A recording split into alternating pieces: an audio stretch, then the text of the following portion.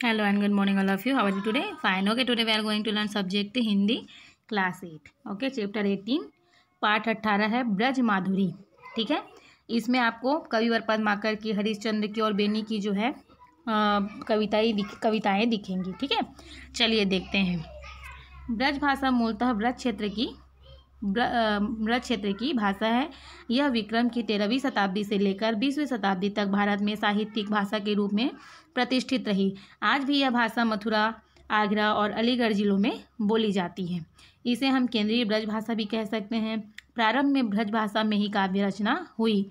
भक्ति काल, रीतिकाल और आधुनिक काल तथा आरंभिक वर्षों में प्रचुर मात्रा में साहित्य सृजन इस भाषा में हुआ, जिनमें सूरदास, रहीम, रसखान, बिहारी, केशव, धनानंद, भारतेंदु, जयशंकर प्रसाद आदि कवि जो हैं क्या हैं, प्रमुख है. प्रस्तुत पद में भक्ति और श्रृंगार के भाव, सामर्थ्य और प्रवाह को देखा जा सकता है. ठीक है, चलिए देखते हैं. ये घनाक्षरी है.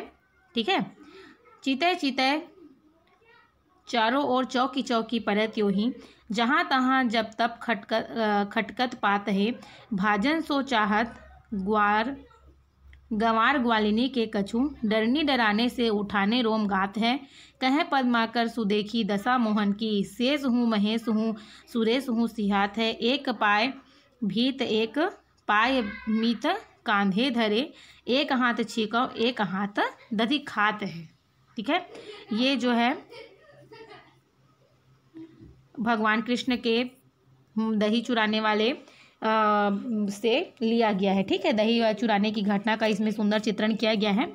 तो इसमें अभी आपको सीधा लिखना है, संदर्भ प्रसंग लिखना है ना. तो संदर्भ आपका क्या है? प्रस्तुत पद्यांश हमारी पाठ्य पुस्तक छत्तीसगढ़ भारती के ब्रज माधुरी नामक पाठ से लिया गया है. इसके कवि पद्माकर जी हैं. ठीक है, इसको किन्होंने लिखा है?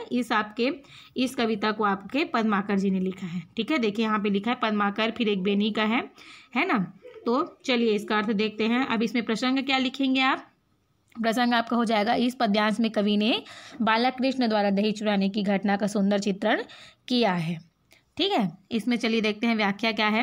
कृष्ण अपनी बाल सखाओं से साथ किसी ग्वालिन के घर दही चुराने जाते हैं, तब की ये घटना है. ठीक है, वे बड़ी सतर्कता के साथ आगे बढ़ते हैं, किंतु जब कहीं कोई पत्ता भी खड़कता है, चौंक कर चारों ओर देखने लग जाते हैं. जहाँ तहाँ जब तब खटपट पात हैं, जहाँ कहीं भी पत्ता खड़कता है तो चौंक कर, भाजन सो चाहत गंवार ग्वालिन के कछु, चौंक कर चारों ओर देखने. तो इसी बीच गांव की एक ग्वालिन उन्हें किसी चीज़ का भय बताकर डरा देती है. डरनी डराने से उठाने रोम गात है.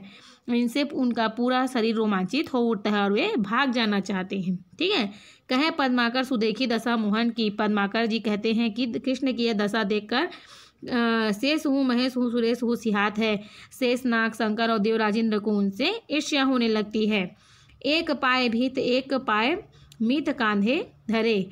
ग्वालिन के घर पहुंचकर सीके तक पहुंचने के लिए बाल कृष्ण क्या कहते हैं? अपना एक पैर दीवार पर और दूसरा जो है उनके अपने दूसरे पैर अपने मित्र के कांधे पर रखते हैं. एक हाथ छीकव है, एक हाथ दधी खात है.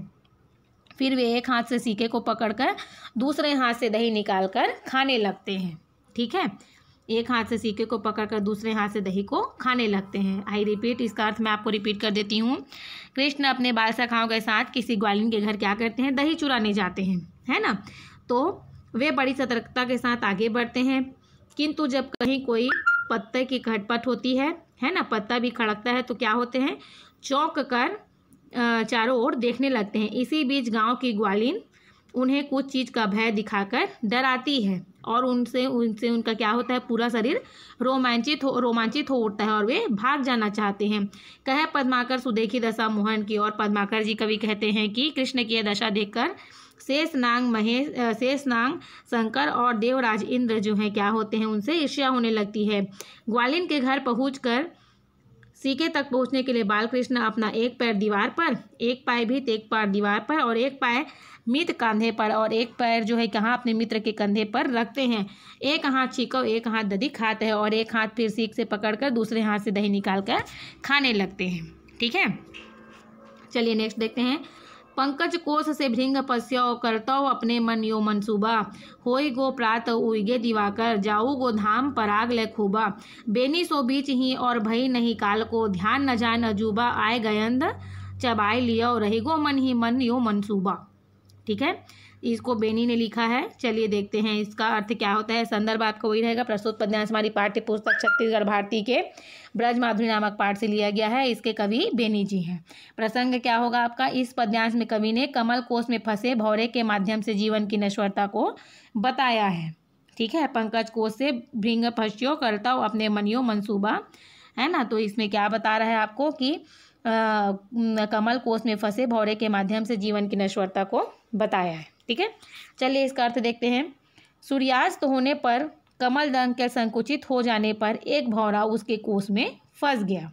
ठीक है, होई गो प्रात उदय दिवाकर, वह मन ही मन इस प्रकार सोचने लगा, करता हूँ अपनो मन यो मनसूबा, और मन ही मन सोचने लगा। क्या सोचने लगा, होई गो प्रात उएगा दिवाकर, इस प्रकार सोचने लगा कि कल प्रातः जब सूर्योदय होगा और कमल फूल जाऊंगा धाम पराग ले खूबा, और जब कमल फूल पुनः विकसित हो जाएगा तो मैं क्या करूंगा, बहुत सा पराग लेकर अपने घर चला जाऊंगा, अर्थात उड़ जाऊंगा।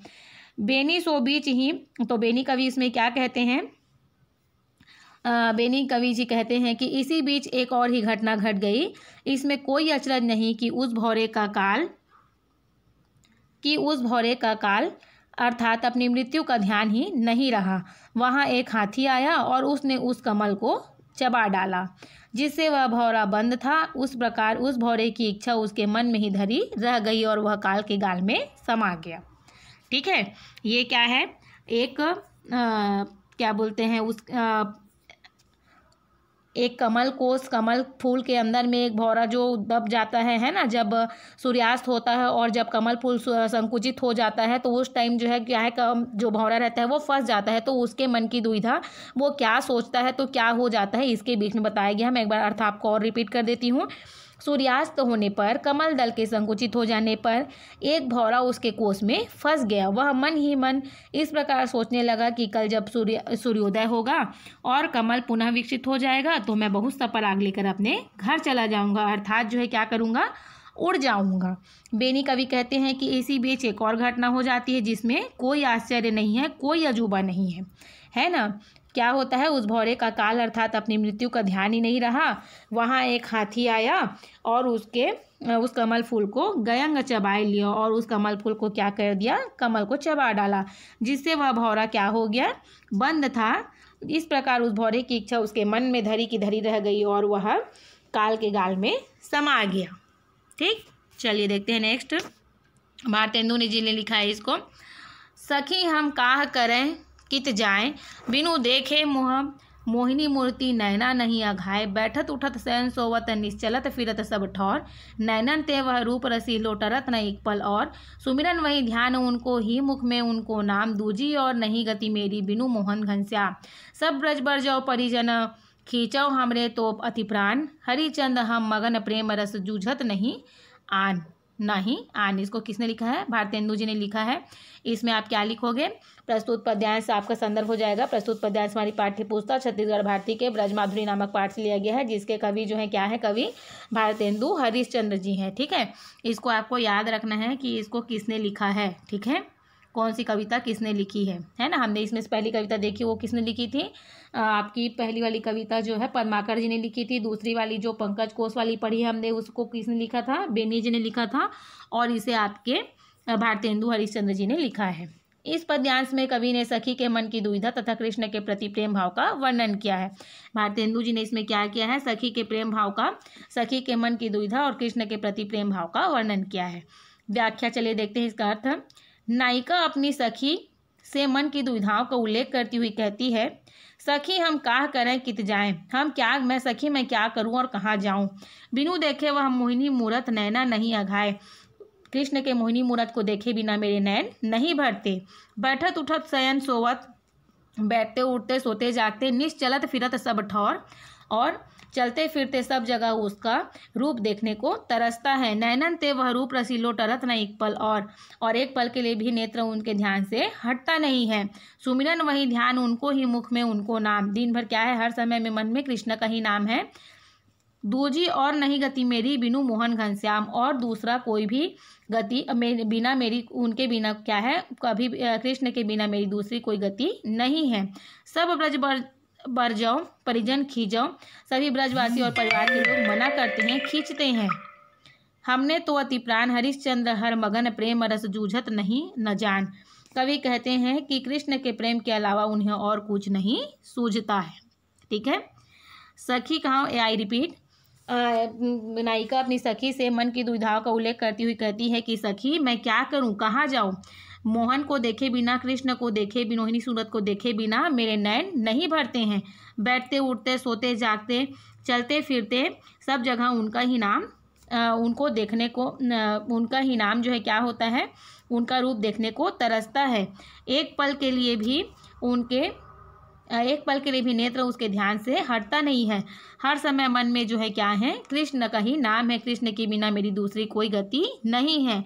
सब ब्रजवासी और परिवारजन जो है क्या बोलते हैं, मना करते हैं और खींचते हैं। कवि कहते हैं कि कृष्ण के प्रेम के अलावा उन्हें और कुछ भी नहीं सोचता है। ठीक है।